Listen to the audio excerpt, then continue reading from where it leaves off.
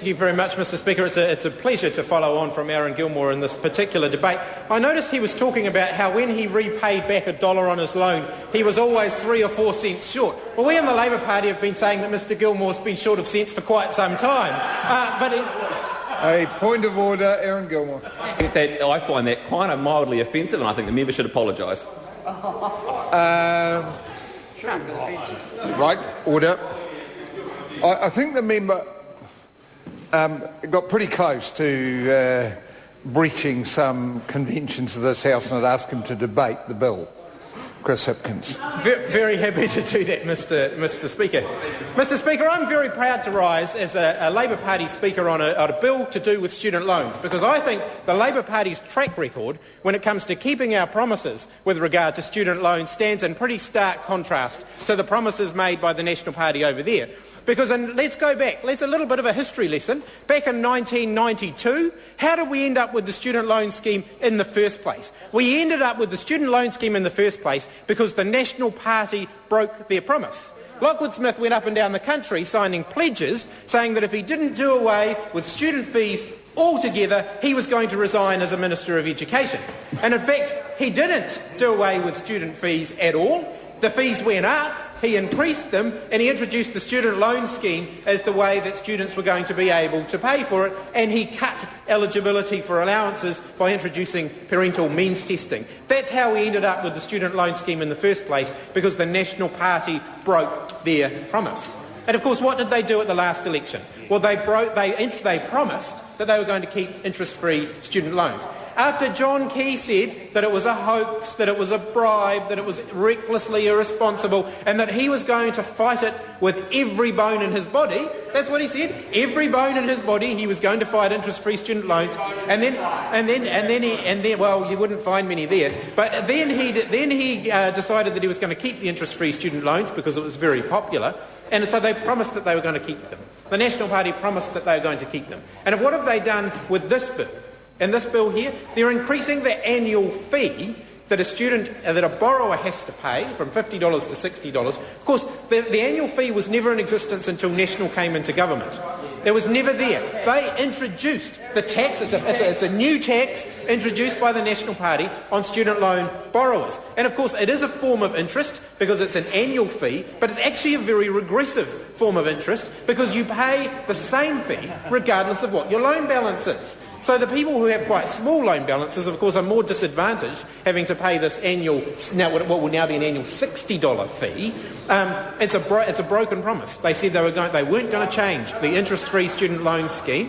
They've broken that by introducing this annual, I don't know what they're calling it, it's an annual administration fee or whatever, but as my colleague Damien O'Connor said, it's a new tax introduced by the tax-cutting National Party. In fact, we could add up, there's several new taxes the National Government have introduced, and this is yet another one of those. So I think as I've established here, we've got a pretty proud track record on this side of the House of keeping our promise when it comes to student loans. We promised interest-free student loans, and that's exactly what we delivered. We delivered interest-free student loans in 2005. Prior to that, we'd promised to remove interest on student loans while a student was still studying, and we kept that promise. So we're very proud of our track record, and we think that that's in pretty stark contrast to the National Party's track record when it comes to student loans. I want to talk a little bit about some of the facts to do with the student loan scheme, because I think it's important that we know what we're talking about here. As of the 30th of June last year, in 2009, student loan debt totaled $10 billion. Now, when I was at university involved in student politics back in 2000 and 2001, we were running campaigns about $3 billion of debt to raise public awareness that it was $3 billion. It's now up to $10 billion, and it's continuing to grow. One of the things that was really interesting during that period of time is we got the Ministry of Education to release their projections showing at what point the student loan scheme would be breaking even. So it would be collecting back in the equivalent amount of money to what it was paying out. And I think it was about 2025 before the overall debt stopped growing, about 2025. Now, when we introduced interest-free student loans, that came back quite a long way, and it was going to reach the break-even point at a much earlier point in time. I'd actually be interested to see, and I hope the Minister will provide it to the Select Committee, some revised projections based on the settings provided in this bill and the other changes that the National Government have made to find out exactly at what point will the student loan scheme stop ballooning out and become a larger and larger and larger item on the government's balance sheet. So I hope the Minister will provide that information to the Select Committee when it's scrutinising this bill, because it's a significant number of New Zealanders that we're talking about here. Again, back to June last year, it was over 500,000 New Zealanders had a student loan balance with the Inland Revenue Department. Now that's with the IRD, so I'm assuming that there'll be more on top of that, because for the first year that you have a student loan balance that's administered by work and income, it's not transferred to the IRD until the following year. So there'll be each year the new borrowers don't move over to the IRD for a period of time. So potentially we're talking, at an estimate, probably about 600,000 at least New Zealanders who would have a student loan. 57,000 new student loan borrowers in the last year, so that would suggest that we're looking at around 600,000 people with a student loan balance.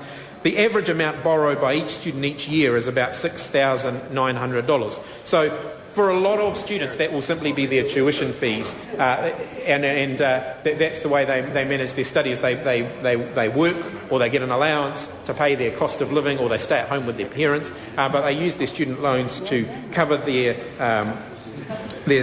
tuition fees. Of course, for the students who have to borrow to live, the average loan balance would be significantly higher. The average student loan debt held by the IRD is around $11,000. Now, I want to talk about the number of student loan borrowers overseas, because I think that's particularly important. 15% of student debt holders are based overseas. Of course, these are the people that John Key said he was going to bring back, and the bright future that he promised New Zealand. Everyone was going to come flooding back to the country if we had a national government. And of course, I'm not sure what happened along the way. But we haven't seen this huge tide of people queuing up at the airports at Heathrow to come back to New Zealand now that John Key's the Prime Minister. 15% of our student debt holders are still based overseas. But one thing this bill does, and one of the reasons why we support it, is it's going to make life a lot easier for those people overseas to get up-to-date information about their student loan balances. Going online is the way we have to go. I'm of the online banking generation. I do all of my banking online. I don't get paper statements anymore from my bank. And I would like to think that New Zealanders can get their student loan balances electronically and can do away with the paper-based statements. Potentially there's a saving in there for the IRD. Actually, I suspect there's quite a big saving there for the IRD, because although I was fortunate to have paid off my own student loan 2 years ago, every year the IRD, in their good charitable way, send me a new student loan balance. Says that it's the balance sheet that says I have a zero loan balance, and normally they send me 2 or 3, and they're normally a few days apart. So I normally get repetitive student loan balances every year telling me that I have a student loan account which has a zero loan balance. So if we move to an electronic system, I think the IRD could save a bit of money in postage and printing at the very least. So I think that's yeah, that's right. They can spam me instead of wasting the money on the postage. So I think that would be a very welcome addition to the student loan scheme. I think that's something that we would support.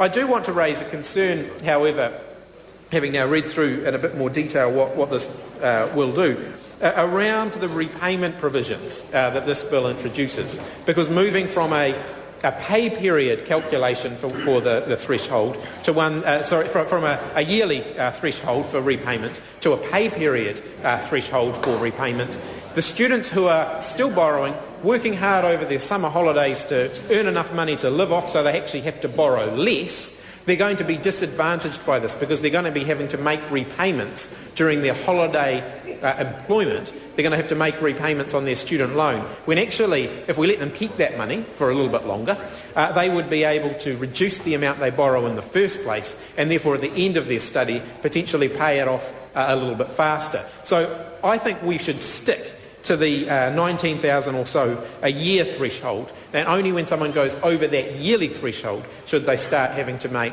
should it be the case that they have to start making mandatory student loan repayments. I think calculating it, on $367 a week is going to capture all those students who are doing seasonal work, maybe fruit picking, or I don't know what they do down in Invercargill, but I'm sure there's some seasonal work that they're doing down there, and heaps of seasonal work in Invercargill that they would be doing to help them pay for their tertiary study. And of course, if they're at the SIT, they wouldn't be paying fees at all because the SIT has zero fees.